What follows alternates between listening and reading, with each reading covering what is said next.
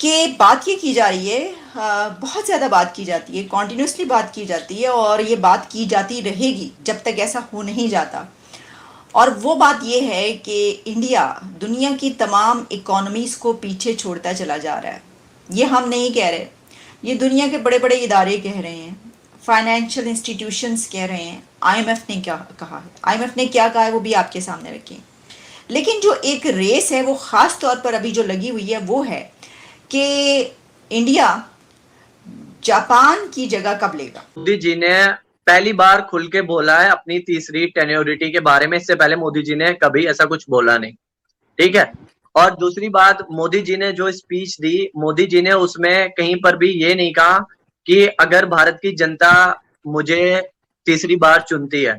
मोदी जी ने कॉन्फिडेंस के साथ कहा कि जो मेरी तीसरी टेन्योरिटी होगी, और उन्होंने सीना ठोक के कहा, उन्होंने कहा कि भाई अब की बार मैं नरेंद्र मोदी, मैं भारत से वादा करता हूं कि जो भारत की इकोनॉमी है जो 5 नंबर पे है, मैं उसको उठा के तीसरे नंबर पे कर दूंगा, और वो कर देंगे। जवाहरलाल नेहरू और मौलाना अबुल कलाम आज़ाद जो एजुकेशन मिनिस्टर थे, उन्होंने शुरू से साइंटिफिक एजुकेशन को प्रायोरिटी दी ताकि हिंदुस्तान आने वाले वक्त में कभी किसी कॉलोनियल पावर का वो क्या कहते हैं उसके सामने मजबूर ना हो।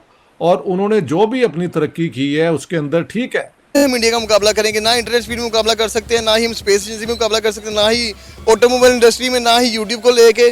जिन दिनों में यूट्यूब का अरूज था उन दिनों में पाकिस्तान में यूट्यूब बैन थी, 1 साल बैन रही है। उन दिनों में इंडिया ने अपने जितने भी कंटेंट क्रिएटर सबको उठा लिया और पाकिस्तान में वो चीज़ बैन थी। यहाँ पे इंटरनेट आए दिन गया होता है, बिजली अभी आती नहीं। अभी मैं घर से निकला हूँ, हमारी लाइट भी चली गई थी।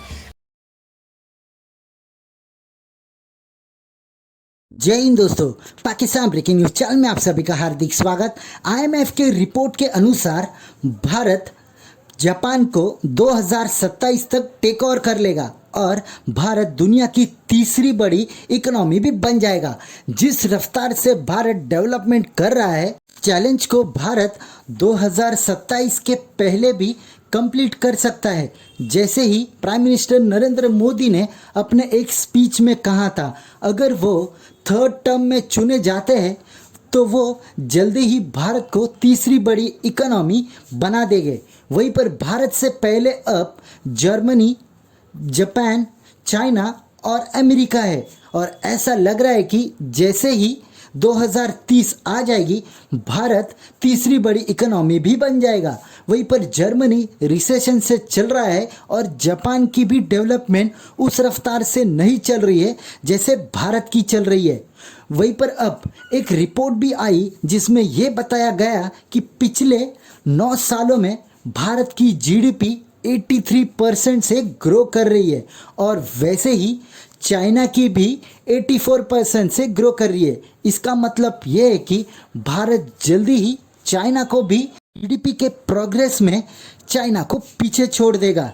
वहीं पर कैपिटा इनकम में भी भारत की बढ़ोतरी हो रही है। इसका मतलब यह है कि जिस रफ्तार से प्राइम मिनिस्टर नरेंद्र मोदी ने भारत में सुधार करने की कोशिश की थी, उसके नतीजे अब दिखना शुरू कर दिए। तो क्या इंडियन पॉलिसी जो कि अब प्राइम मिनिस्टर मोदी के गवर्नमेंट द्वारा अपनाई जा रही है, क्या वो भारत को दुनिया की नंबर 1 इकोनॉमी बना देगा?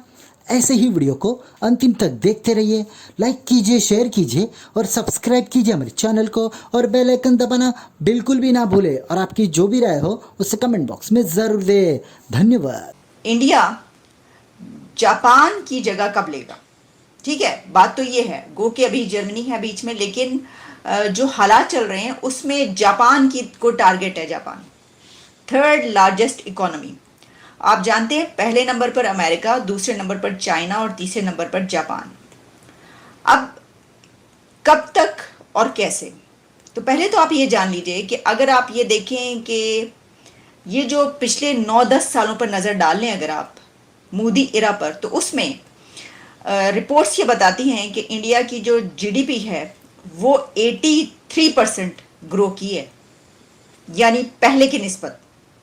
प्रीवियस ईयर्स अगर आप 90s डेकेड और उसमें उससे पहले के उसमें जाते हैं तो 83% जो है वो ग्रो की है। और जो चाइना है उसने 84% ग्रो किया है।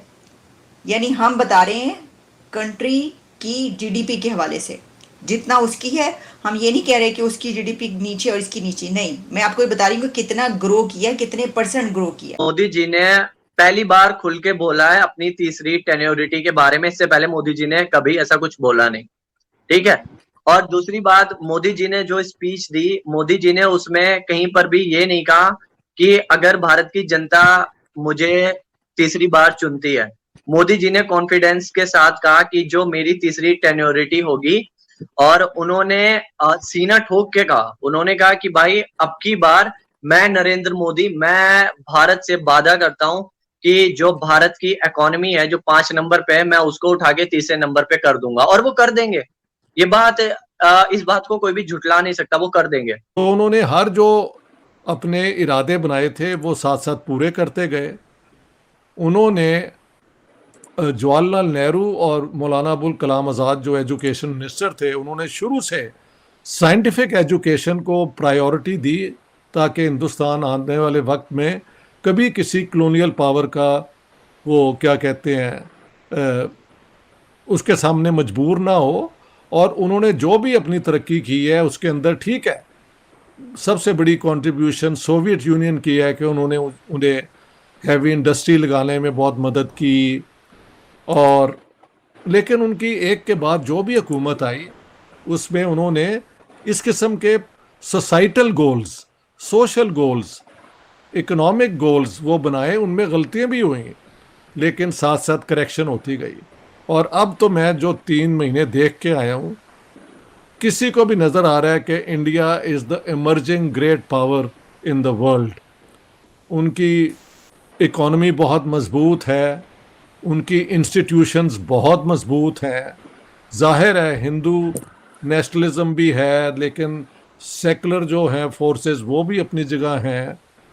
आरएसएस से मेरी बड़ी मुलाकातें हुई, उनसे उनका पॉइंट ऑफ व्यू सुना, मैंने अपना सुनाया। तो एक महज़ब लेवल से आपने हर बंदे के साथ पॉइंट ऑफ व्यू के साथ इंटरैक्ट भी किया, तो इंडिया में एक मैच्योरिटी है। ये बात अब कही जा रही है कि इंडिया बहुत जल्द जो है वो जर्मनी और जापान को पीछे छोड़ेगा। अगर हम पहले जर्मनी की बात कर लें तो जर्मनी जो है इस वक्त वो रिसेशन के मूड में है। ये बात क्यों कही जा रही है जर्मनी के हवाले से कि जो इंडिया की ग्रोथ है वो बहुत कमाल की जा रही है। अगर आप पिछले 1-2 सालों में 2022 का भी आप उठाकर देखिए तो उसमें 7% से ज़्यादा है, और अभी भी 7% से ज़्यादा जिसकी जीडीपी ग्रो कर रही होगी।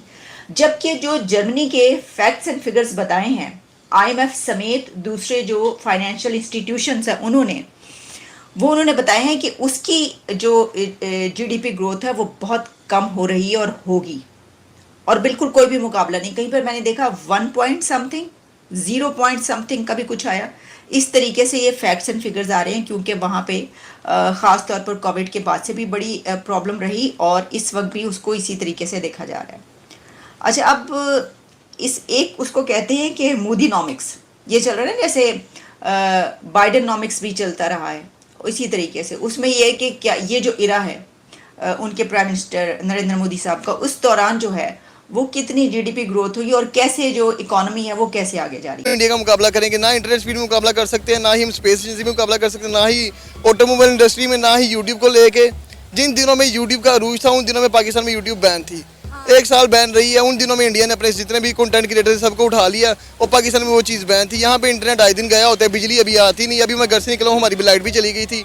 ना इंटरनेट, ना लाइट, ना ही यहाँ पे पेट्रोल सस्ता मिल रहा है। तो किस चीज़ में हम इंडिया को कहेंगे यार इंडिया को अप्रिशिएट नहीं करें। पाकिस्तान एक ऐसा कंट्री है, लाइक गरीब मुल्क है, तो उस लिहाज से बेहतर है, लेकिन नॉट सो मच। आप अपने मुल्क को गरीब कह रहे हैं? ऑब्वियसली गरीब मुल्क है, लोग अमीर हैं लेकिन मुल्क बहुत गरीब।